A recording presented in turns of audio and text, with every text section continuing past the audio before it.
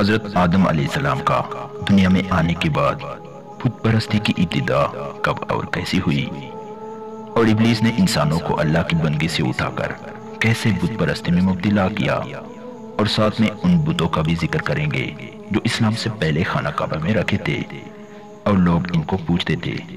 ان سب کا احوال ہم آپ کو مستند حوالوں سے ہی سنائیں گے، تو ہمارے ساتھ جڑے رہنے کے لیے ویڈیو کو آخر تک ضرور دیکھیں۔ ابلیس نے بکثرت مخلوق کو صورتوں کی پوجا کی طرف بلایا اور ان لوگوں میں عقل کا عمل یکبارگی مٹا دیا۔ بس ان میں سے بعضوں کو تو یہ سمجھایا کہ یہی مورت خود تمہارے معبود ہیں، اور وہ احمق مان گئے، اور بعضوں میں کچھ تھوڑی سی دانائی تھی جس سے وہ جانتا تھا کہ یہ لوگ مجھ سے اس بات پر موافقت نہ کریں گے، تو ان کے لیے یہ رچایا کہ اگر اس مورت کی بندگی کرو تو تم کو خالق کے جناب میں تقرب دلا دے گی۔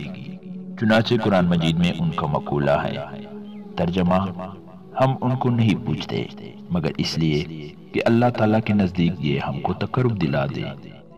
ہشام بن محمد الصائب الکلبی نے کہا کہ میرے باپ نے مجھے خبر دی کہ بت پرستی کی بنیاد اس طرح شروع ہوئی کہ جب آدم علیہ السلام نے انتقال کیا تو شیش بن آدم علیہ السلام کی اولاد نے ان کے لاش اس پہاڑ کے غار میں رکھی جس پر جنت سے اتارے گئے تھے۔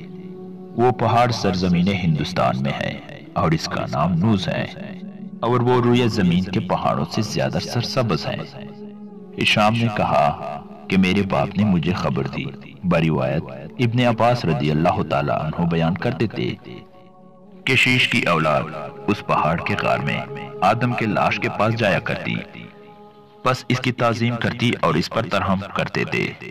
یہ دیکھ کر قابیل کی اولاد میں سے ایک نے کہا، اے بنی قابیل، دیکھو بنی شیش کے پاس ایک چیز ایسی ہے جس کے گرد گھومتے اور اس کی تعظیم کرتے ہیں، اور ہمارے پاس کچھ نہیں ہے، بس ان کے لیے ایک مورت گڑی، اور یہی پہلا شخص ہے جس نے مورت بنائی۔ ہشام نے کہا میرے باپ نے مجھے خبر دی کہ 4 بنگانے سالے تھے، ایک ہی مہینے میں سب کا انتقال ہوا، تو ان کی برادری والوں کو ان کے وفات پر بڑا صدمہ ہوا۔ بس بنی قابیل میں سے ایک نے ان سے کہا کہ اے قوم، کیا تم چاہتے ہو کہ میں ان کی صورتوں کی 5 مورتیں تم کو گاڑ دوں؟ تو گویا وہ تمہارے سامنے ہوں گے۔ انہوں نے کہا ہاں ہم چاہتے ہیں۔ بس اس نے ان کے لیے 5 بت بنا دیے جو ان کی صورتوں کے موافق تھے اور وہاں نصب کر دیے۔ بس آدمی اپنے بھائی و چچا و چچیرے بھائی کی مورت کے پاس آتا اور اس کی تعظیم کرتا اور اس کے گرد پھرتا۔ اس کی ابتدا بزمانہ یدری بن ہلائل بن کنان بن نوش بن شیش بن آدم علیہ السلام ہوتی تھی۔ پھر یہ پہلا زمانہ گزر گیا اور دوسرا زمانہ آیا، تو اول زمانے سے بڑھ کر انہوں نے ان موردوں کی تعظیم و تکریم کی۔ پھر ان کے بعد تیسرا زمانہ آیا تو کہنے لگے ہم سے اگلے لوگ جو ہمارے بزرگ تھے وہ بے فائدہ ان کی تعظیم نہیں کرتے تھے، بلکہ اس لیے تعظیم کرتے تھے کہ اللہ تعالیٰ کے نزدیک ان کی شفاعت سفارش کے امیدوار تھے۔ بس یہ لوگ ان مورتوں کو پوجنے لگے اور ان کی شان بزرگ قرار دی، اور کفر شدید ہوا۔ بس اللہ تعالیٰ نے ان کی طرف ادریس علیہ السلام کو رسول بنا کر بھیجا۔ ادریس علیہ السلام نے ان کو توحید کی طرف بلایا، تو انہوں نے ادریس علیہ السلام کو جھٹلایا، اور اللہ تعالیٰ نے ادریس علیہ السلام کو مقام بلند میں اٹھا لیا۔ کلبی رحمت اللہ علیہ کی روایت ابن صالح عن ابن عباس رضی اللہ تعالیٰ عنہ میں ہے کہ بت پرستوں کا معاملہ سخت ہوتا گیا، یہاں تک کہ نوح علیہ السلام کا زمانہ آیا، اور وہ 480 برس کے تھے کہ اللہ تعالیٰ نے ان کو پیغمبری عطا کی۔ بس نوح علیہ السلام نے ان کو 120 برس تک اپنی نبوت کے زمانے میں اللہ تعالیٰ کی جانب بلایا۔ انہوں نے نہ مانا تو نوح علیہ السلام کو جھوٹا ٹھہرایا۔ بس اللہ تعالیٰ نے نوح علیہ السلام کو حکم دیا کہ کشتی بناؤ۔ پھر جب نوح علیہ السلام کشتی بنا کر فارغ ہوئے اور اس پر سوار ہو چکے تو 900 برس کے تھے، اور طوفان میں جو غرق ہونے والے تھے وہ غرق ہوئے، اور نوح علیہ السلام اس کے بعد 350 برس تک زندہ رہے۔ آدم علیہ السلام سے نوح علیہ السلام تک 2200 برس کا فرق تھا، اور پانی کا طوفان ان بتوں کو ایک جگہ سے دوسری جگہ اور ایک زمین سے دوسرے زمین تک اچھالتا پھرا، یہاں تک کہ پانی کے تپیڑوں نے ان کو جدہ میں لا کر ڈالا۔ جب پانی خشک ہوا تو یہ مورتیں کنارے ساحل پر پڑی رہیں، اور ہوا کے جھونکوں سے ریگ بیابان اڑ کر اس قدر ان پر پڑی کہ یہ ریگ کے نیچے دب گئیں۔ کلبی نے کہا کہ عمرو بن لہی ایک کاہن تھا، اس کی کنیت ابو سمامہ تھی، اور ایک جن اس کا موکل تھا، جس کے بتانے پر عمرو بن لہی نے جا کر نہری جدہ سے نشان ڈھونڈ کر ان کو نکالا، پھر لاد کر تہامہ لایا۔ اور جب حج کا موسم آیا تو عمرو بن لہی نے سب اہل عرب کو بتوں کی پرستش کی جانب بلایا۔ بس عوف بن عزرہ نے اس کا کہنا مان لیا تو اس نے عوف مذکورہ کو ود نامی بت حوالے کیا۔ وہ ود کو لے گیا اور وادی کرا کے قریب نصب کیا، اور اسی کے نام سے منسوب کر کے اپنے بیٹے کا نام عبد الود رکھا، اور یہی شخص سب سے پہلے اس بت کے نام سے منسوب ہوا۔ عوف نے اپنے بیٹے عامر کو اس بت کے دربان مجاور مقرر کیا۔ اس وقت سے اس کی اولاد برابر اس بت کی پرستش کا دین کرتی رہی، یہاں تک کہ اللہ تعالیٰ نے اسلام بھیجا۔ کلبی نے کہا محمد بن مالک ابن حارثہ نے بیان کیا کہ میں نے ود کو دیکھا تھا، اور میرا باپ میرے ہاتھ دودھ بیچا کرتا تھا کہ یہ لے جا اپنے معبود کو پلا، تو میں اس کو خود پی جاتا تھا۔ پھر اس کے بعد میں نے دیکھا کہ خالد بن ولید رضی اللہ تعالی عنہ نے اس کو ٹکڑے ٹکڑے کر دیا۔ صورت یہ ہوئی تھی کہ رسول اللہ صلی اللہ علیہ وآلہ وسلم نے غزوہ تبوک سے خالد بن ولید کو اس بت کے منہدم کرنے کے لیے روانہ کیا۔ وہاں عبد الود کی اولاد اور عامر کی اولاد نے خالد رضی اللہ تعالی عنہ کو اس کے توڑنے سے روکا۔ بس خالد بن ولید رضی اللہ تعالی عنہ نے ان سے قتال کر کے اس بت کو منہدم کر کے توڑ ڈالا۔ ہشام بن کلبی نے کہا کہ مجھ سے میرے باپ محمد بن الصائب الکلبی اور دوسروں نے بیان کیا کہ جب اسماعیل علیہ السلام مکہ میں سکونت پذیر ہوئے اور ان کے بال بچے پیدا ہو کر بڑے ہوئے تو مکہ کے مالک ہو گئے، اور وہاں سے قوم عمالقہ کو نکال دیا۔ آخر دوسرے بلا دین پہلے اور روزی کے تلاش میں نکلے۔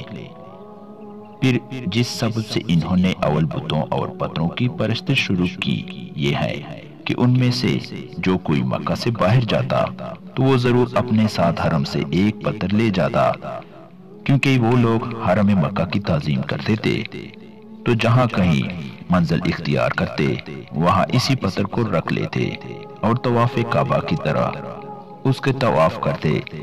ان میں مکہ اور کعبہ کی تعظیم بدستور باقی تھی، چنانچہ حضرت ابراہیم علیہ السلام و اسماعیل علیہ السلام کی شریعت پر خانہ کعبہ کا حج و عمرہ ادا کیا کرتے تھے۔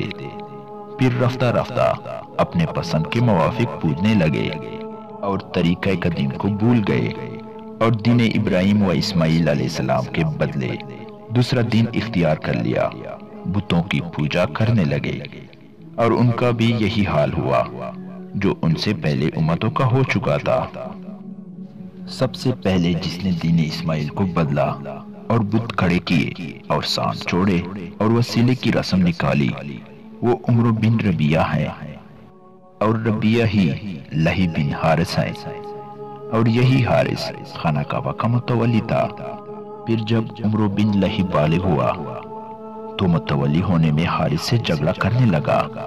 آخر قبیلہ بنو جریم نے اولاد اسماعیل سے قتال کیا اور فتح یاب ہو کر ان کو کعبہ کے متولی ہونے سے بلکہ بلاد مکہ سے خارج کر دیا، اور ان کے بعد خود خانہ کعبہ کے متولی بن گیا۔ پھر عمرو بن لہی سخت بیمار ہوا تو اس سے کہا گیا کہ بلکہ شام میں ایک گرم چشمہ ہے، اگر تو جا کر اس میں نہائے تو اچھا ہو جائے۔ وہ منحوس وہاں جا کر نہایا اور اچھا ہو گیا، اور دیکھا کہ وہاں کے لوگ مورتیں پوجتے ہیں۔ ان سے پوچھا کہ یہ کیا چیز ہیں؟ انہوں نے کہا ہم ان سے بارش پاتے ہیں، ان کی مدد سے دشمن پر غالب ہو جاتے ہیں۔ ابن لہی نے ان سے ایک بت مانگا، انہوں نے دے دیا۔ وہ اس کو مکہ میں لایا اور خانہ کعبہ کے گرد بٹھا دیا۔ اس طرح اہل عرب نے بتوں کو معبود بنا لیا۔ سب سے پرانا بت منات تھا، اور اوس و خزرج اور جو کوئی مکہ مدینہ اور اس کے قرب و جوار کے واضح میں رہتا، سب اس کی تعظیم کرتے اور اس کے لیے قربانی کرتے اور اس کے لیے ہدیہ بیچتے رہتے۔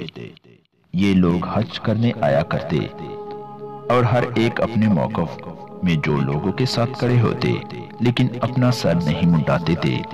پھر جب مکہ سے روانہ ہوتے تو منات کے ہاں جا کر اس کے پاس اپنا سر منڈاتے اور وہاں ٹھہرتے تھے، اور بدون اس کے اپنا حج پورا نہیں جانتے تھے۔